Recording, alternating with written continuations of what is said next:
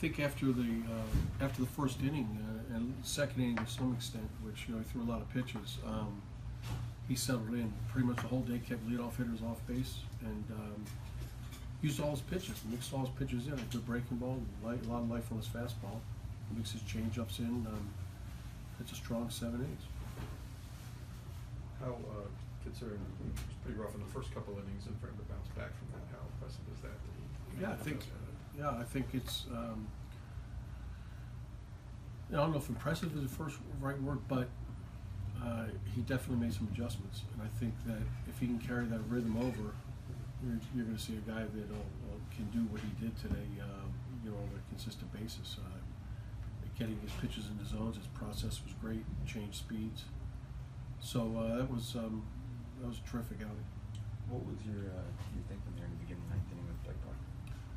Well, Blake's throwing the ball really well for us, and we're trying to save Cam for a limited role, hoping that we can get maybe a couple outs or get him through that inning, and then we have Petit and Cam to see what happens in the 10th. But unfortunately, he set the table for those guys. What'd you think about Kennedy? Well, he was hitting the spots really well. He changed speeds well. He did, he did what pretty much Tyler was doing for us. He moved the ball around and had all his pitches working, and he pitched a strong game for them, needless to say. Did you think Cam had more than 3 outs today, or not? There was a possibility. There's a possibility, but the risk you run there, if he goes 5 outs and he's down tomorrow or needs 2 days off, you're going to be still playing catch up. So he hadn't pitched in a while, but I think where we brought him in obviously was not an ideal circumstance for any pitcher, but it was the best chance to try to get out of that and not have him start an inning and try to go 2 and we don't score and he's down for 2 or 3 days. If he gets out of that, are you thinking that he's going to handle the 10th? Depends on how much effort. Depends on how many pitches it took for him to get to that point.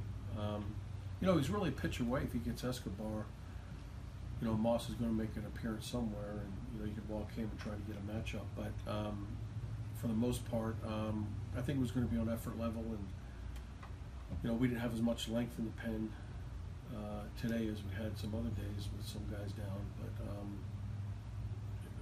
depending on where he ended up, he threw, I think, 8 or 9 pitches, something like that, just depending on how the inning went.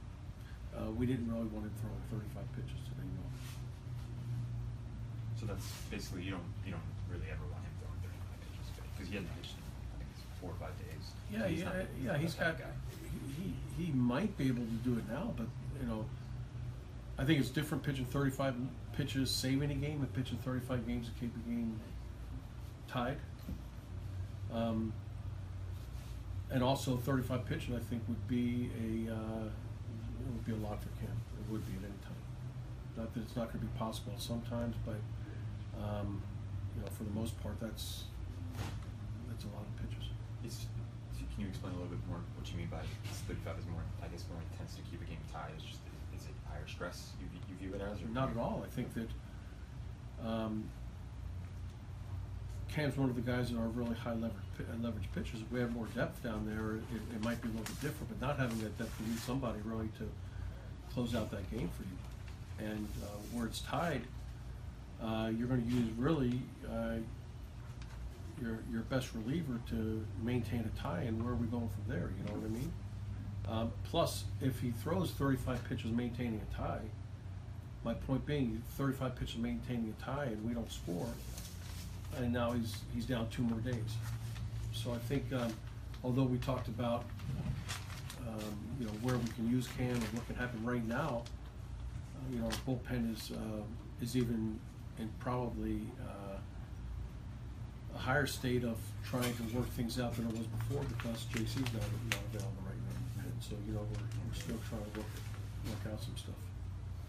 Your starters have kind of started to turn around these last 2 games, but the offense hasn't really been clicking. How frustrating is it to not have those 2 things going, together over the last 5 games? Yeah, we will. We have a lot of confidence in both, in both the things you're talking about. Our rotation can do what we saw yesterday and today. and we know our offense can do what we saw in like the first 6 or 7 games. So we didn't swing the bats well, during this streak, during this rough streak. We stayed in some games, but we never got ourselves where we needed to be.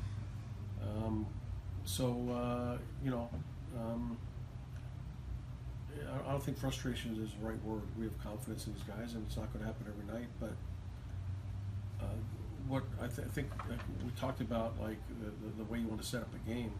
I think last night and tonight are going to be games that if we can set up enough of those, we're gonna win. And so it's impressive to see Shu come back and rebound from a tough first inning, and what Tyler did today was very impressive.